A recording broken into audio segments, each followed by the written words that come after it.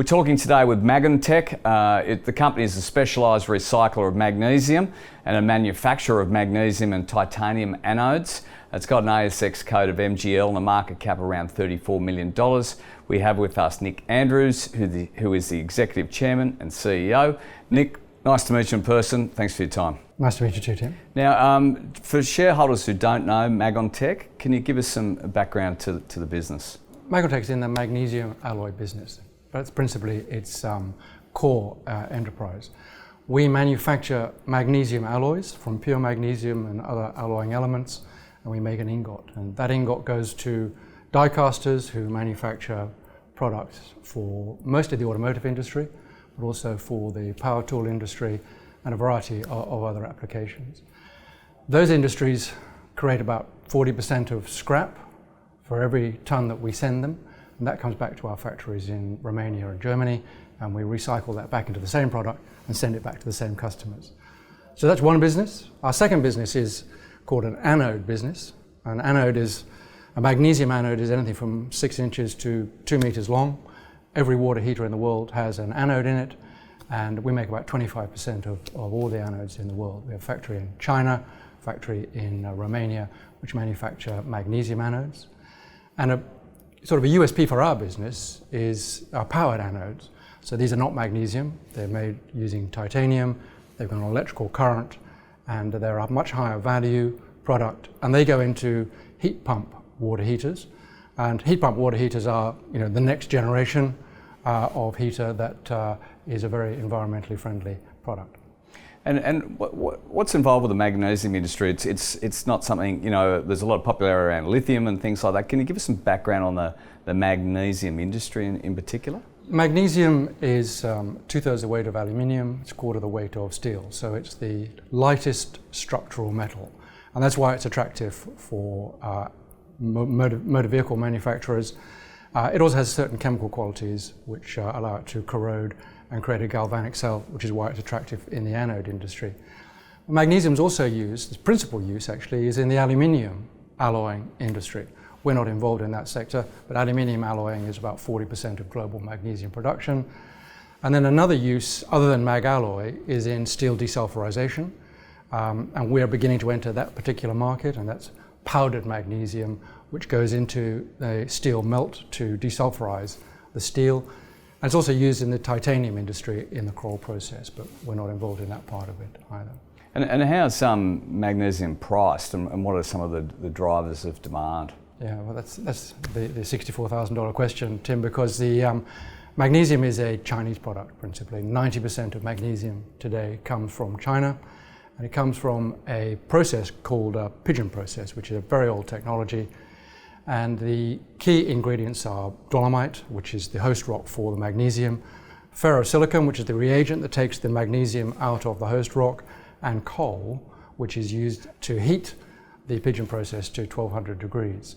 So the key issues for the magnesium business at the moment and the pricing of it are the price of those underlying materials. As energy prices have risen, magnesium prices have risen. But what happened actually in 2021 was that the sole US manufacturer, US Mag, declared force majeure, closed its doors. So all of the American aluminium alloyers and American magnesium alloy die casters all were scrabbling for magnesium, and they pushed the price from 20,000 RMB up to nearly more than 60,000 RMB. So 3 times. It's come back down again now. Those underlying price pressures haven't gone away. The US magnesium plant is still closed. Environmental constraints in China have been significant, and that's been pushing up prices as well in China. So, and the energy price, of course, remains pretty high all over the world. The price of coal in China is still 2.5 times what it was 2 years ago. So those are pushing up magnesium prices, around 20,000 RMB today. And we think it'll stay at those levels unless we see energy prices come down. And you mentioned China, so just on that business, China's obviously open for business rather. How will this impact your company? It won't necessarily impact our company in one way or the other. We operated right the way through the zero COVID period when China was closed. We have a fantastic team of Chinese people who run our business in Xi'an, which is the anode business, and in Qinghai, which is our magnesium alloy business. There were some issues around the COVID lockdowns, which caused us some problems, but not significant problems. As China opens up, I think that for us, what we're seeing is a rebound in automotive manufacturing, so that's positive for our alloy business. And while we're not necessarily seeing a rebound in the home construction industry, which of course is important for the anode industry, I'm certain that the Chinese government is really focused on restructuring that construction industry sector so that it is financially much more sound than it has been, and we will see more apartment growth and more construction of homes and greater demand for anodes. I should just say on the anode front that 80% of what we sell are replacement products, so not new homes, replacement products, because the steel tank rusts after a while, even with an anode protecting it, and needs to be replaced. So it's a great industry. Opening up of the Chinese economy again will allow us to supply the regrowth of those industries. And just on a US perspective and China, in terms of the US wanting to own its own supply chain, particularly in EV materials and critical minerals, where does magnesium sit in that equation? Look, it is a critical issue, not just for the US, but also for the EU. The EU have a process called the Critical Raw Materials Initiative, and they are actively trying to set up new magnesium plants in Europe. But it's a very difficult thing to do. So America has one. It's based on the Great Salt Lake. The Great Salt Lake, unfortunately, is about to dry up and become the Great Salt Lake bed. And that's a problem for America. Magnesium is critical for the defense industry. So all those flares you see coming out of the back of airplanes in hostile territory are made from magnesium. But it's also important for the automotive and the other industries we've spoken about. So the Americans are concerned about it, the Europeans are concerned about it, but the economics of building a big electrolytic magnesium plant has been beyond any European or American manufacturer over the last 20 years.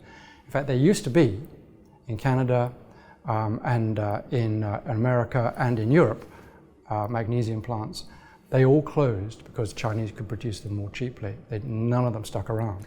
And just now we'll look at your results, your recent results. Can you talk us through what are some of the key takeouts? You're in a strong cash position. Can you talk to those results? Yeah, absolutely. So 2022 was a fantastic year for us, boosted by the price of magnesium and the effect that had on our inventory. But we generated about $28 million of cash. About 14 million of that went into working capital because of the rising cost of our inventory, and about 10 million went into paying off our debt. So at the end of last year we had net cash of $2 million from 6.5 million debt from the year before.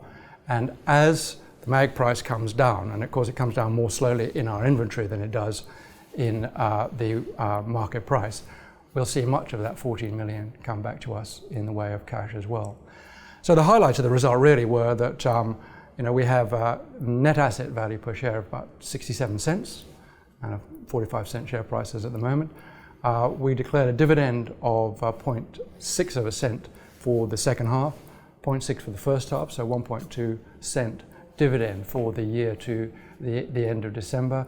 And we find ourselves in a much stronger position, certainly than we've ever been before. Nick Andrews, thanks for your time. Thank you very much.